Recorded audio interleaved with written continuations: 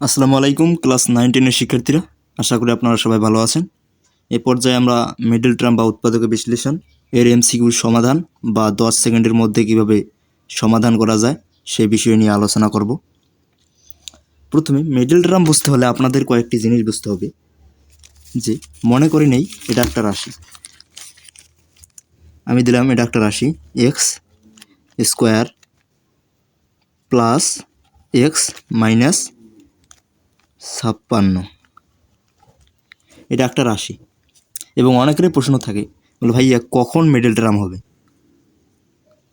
যখন তোমরা দেখবেন যে তিনটি পদ আছে, অর্থাৎ দ্বিঘাত বিশিষ্ট, যেটার পাওয়ার আছে প্রথমের এক্সের কি আছে পাওয়ার, বাইরে এও থাকতে পারে যেখানে এর পাওয়ার থাকবে, এবং তারপরে এখানে যে এক্স আছে এখানেও অনুরূপ এক্স থাকবে, কিন্তু এখানে যে পাওয়ার আছে এখানে তার অর্ধেক থাকবে। এখানে যদি থাকতে, এখানে যে পাওয়ার আছে 2, এখানে তার অর্ধেক আছে মানে 1 আছে। এখানে যদি থাকতো 4, তাহলে এর অর্ধেক থাকতো এখানে 2। এখানে যদি থাকতো 10, তাহলে এর অর্ধেক থাকতো এখানে 5। এবং পরবর্তী পদটা, এই মিডল টার্ম হতে হলে, দ্বিঘাত বিশিষ্ট মিডল টার্ম হতে হলে কি করতে হবে? তিনটি পদ হবে, অর্থাৎ এক্স, এখানে আরেকটি এক্স এবং মাইনাস এখানে 56, এটা তিনটি পদ। প্রথম পদটিতে যে এক্স থাকবে তার পাওয়ার থাকবে, যত পাওয়ার থাকবে তার পদটিতে তার অর্ধেক পাওয়ার থাকবে, এবং তৃতীয়টাতে কোনো এক্স থাকবে না, শুধুমাত্র সংখ্যা বা নাম্বার থাকবে এখানে যেরকমটা আছে। এবং প্রতিটি ক্ষেত্রে যেটা যে কোনো মিডল টার্ম, যে কোনো উৎপাদকের বিশ্লেষণ হোক না কেন, তিনটি পদ থাকবে। এখানে এখানে 56 জায়গায় 10,000, 15,000, অর্থাৎ যত মন ইত্যাদি থাকতে পারে। এখানে এক্সের জায়গায় এ বি এবং যত মন থাকতে পারে, এটি সংখ্যাও থাকতে পারে, সমস্যা নেই। এবং এখানে সংখ্যাও থাকতে পারে, এখানে যে এক্স চলক বা এখানে এ চলক বি চলক যেটা থাকবে দুইটাতে একই থাকবে, কিন্তু এখানে যে পাওয়ার আছে 2, এর অর্ধেক পাওয়ার হবে পরবর্তীটাতে। এখানে যে আছে পাওয়ার 2, এর অর্ধেক পাওয়ার হবে পরবর্তীটাতে। তাহলে এখানে যদি 4 পাওয়ার থাকতো, তাহলে এখানে থাকবে পাওয়ার 1। এবং এটাকে যদি হাত দিয়ে ক্যালকুলেশন করেন, অর্থাৎ রাইটিংভাবে যদি ক্যালকুলেশন করেন, তাহলে কম করে 1 মিনিট সময় লাগতে পারে। আর যদি ক্যালকুলেটরের সাহায্যে, আমরা 100 এমএস ক্যালকুলেটরের সাহায্যে সমাধান করতে চাই, তাহলে মাত্র 10 হতে 15 সেকেন্ড, আপনি শিখে গেলে 10 হতে 15 সেকেন্ড সময় লাগতে পারে, হাই ম্যাক্সিমাম। এরকম মিডল টার্মের গাণিতিক সমস্যা আপনাদের জেনারেল ম্যাথ চ্যাপ্টার 3-তে, ম্যাক্সিমাম চ্যাপ্টার 3-র 3.3, অর্থাৎ 3.3 ওই অনুশীলনটিতে অনেক আছে, ম্যাক্সিমাম ওই অনুশীলনটিতে আছে। এবং যদি এটা আমরা ক্যালকুলেটর দিয়ে করতে চাই, তাহলে কিছু নিয়ম অবলম্বন করতে হবে। সেটা হচ্ছে, প্রথমে যে আমরা ক্যালকুলেটর ওপেন করলাম, ক্যালকুলেটরটা বসাই, যেখানে আমরা কি করলাম, ক্যালকুলেটরটা ওপেন করলাম। আর একটা বিষয়, যে ক্যালকুলেটর এই মিডল টার্মকে কীভাবে বোঝে। এই মিডল টার্মের এখানে এক্স আছে, এক্সের সহগ কত আছে? 1 আছে, অর্থাৎ এক্সের সামনে কত আছে? 1 আছে, এখানে 1 আছে, এখানেও 1 আছে। এটাকে বোঝে এ, এটাকে বোঝে বি এবং এটাকে বোঝে সি। ক্যালকুলেটর যেটা বোঝে এটাকে এ, এটাকে বি, এটাকে সি। এবং এই যে এক্স পাওয়ার আছে, এই পাওয়ারের সাথে 1 আছে, এবং এখানেও কি আছে? 1 আছে। এখানে +1 আছে, এখানেও +1 আছে, এবং এখানে -56 আছে। তাহলে এইটা যদি আমরা মিডল টার্ম করি, তাহলে ক্যালকুলেটর এইভাবে বুঝবে। এটা হচ্ছে, প্রথমে আমাদেরকে একটা কাজ করতে হবে, সেটা হচ্ছে কি, মুডে আমাদেরকে 3বার ক্লিক করতে হবে। তাহলে প্রথমে আমরা যদি মুডি, এই মুড অপশানটা আছে, এই মুড অপশানটাতে যদি আমরা 3বার ক্লিক করি, তাহলে 1 2 3, তাহলে কি বেরোচ্ছে?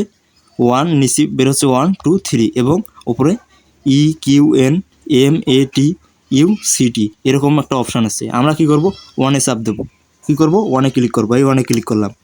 এখন দেখুন UN অর্থাৎ আননোনস একটা লেখা বের হয়েছে, হট চিহ্ন, এবং নিচে 2 এবং 3 আছে। আমরা কি করব? আমরা মুটে আরেকবার ক্লিক করব। তারপর দেখো ডিগ্রি একটা লেখা বেরাইছে এবং নিচে 2 3, অর্থাৎ এর ঘাত, আমরা যে মিডল টার্মটা সমাধান করব তার ঘাত কত। এখানে যেহেতু পাওয়ার আছে, আমরা পাওয়ার দেব। তাহলে কি করলাম? এই পাওয়ার আছে, তার মানে 2, এই 2 আমরা কি করব? ক্লিক করব। এই 2 এ যদি আমরা ক্লিক করি তাহলে এর মান চাচ্ছি। আমি কি বললাম যে এক্সের মান, এক্সের সহগ যত হবে তত হবে এ। তাহলে এক্সের সাথে কি আছে, 1 আছে, তাহলে এখানে 1 ক্লিক করে ইকুয়ালে ক্লিক করতে হবে। +1 কিন্তু আমি 1 দিছি, অর্থাৎ প্লাস থাকার কথা না, দিতে হয় না, মাইনাস থাকলে দিতে হয়। তারপরে বি বলতে এই এক্সকে, এই এক্সের সহগ কত 1, তাহলে এটা 1 দিয়ে ইকুয়ালে ক্লিক করলাম। এবং তারপরে কত আছে -56, এটা সি, তাহলে সির মান চেয়েছে -56, এই -5 6 দিয়ে ইকুয়ালে ক্লিক করলাম। দেখো x1 এর মান আমাদেরকে দিয়েছে 7 এবং x2 এর মান দিয়েছে -8। এটা কেমন হবে?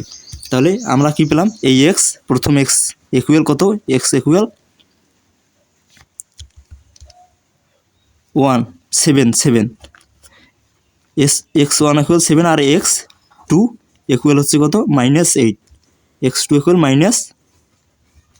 কিন্তু উৎপাদক মানে কি, আমরা জানি উৎপাদক মানে এভাবে থাকে, অর্থাৎ যেহেতু এখানে পাওয়ার আছে তার এর উৎপাদক হবে 2টি, সেটা থাকবে এভাবে, অর্থাৎ x এবং যে কোনো এটা প্লাস বা মাইনাস চিহ্ন দিয়ে এই সংখ্যাটা থাকবে এবং ব্র্যাকেট থাকবে, আর একটা থাকবে যে কোনো সংখ্যাটা থাকবে এবং ব্র্যাকেট থাকবে।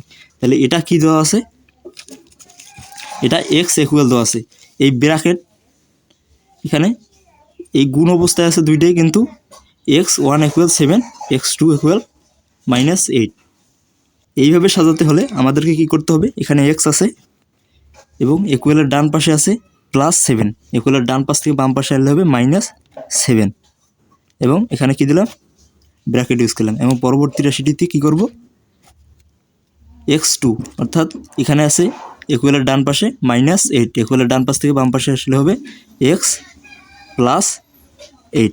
তাহলে এর উৎপাদক হচ্ছে এই দুইটা, তাহলে এর মিডল টার্ম করে কী পেলাম, এই দুইটা মান পেলাম। তাহলে আমাদের মান এসেছিল কি 7 +7 এবং -8, এবং সাজালে হচ্ছে কি x -7 x +8। যেহেতু আমাদের উৎপাদক এভাবে থাকে, এভাবে সাজাতে হবে। ঠিক একইভাবে আমরা এগুলো সমাধান করব। এটা উৎপাদক ঢাকা বোর্ড 2026 সালে এসেছিল, এটা চট্টগ্রাম বোর্ড 2026 সালে এসেছিল, এটাও বোর্ড প্রশ্ন কিন্তু আমি এখানে লিখিনি।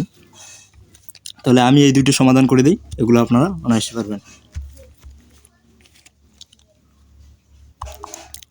আর এগুলো যে আমরা তুলছি, এগুলো এসিতে ক্লিক করলে সবগুলো মুছে যাবে, এবং তাও যদি আপনারা চান একবারে স্ক্রিন ক্লিয়ার করতে, তাহলে মুড 1-এ চাপলে এবং স্ক্রিন ক্লিয়ার হবে।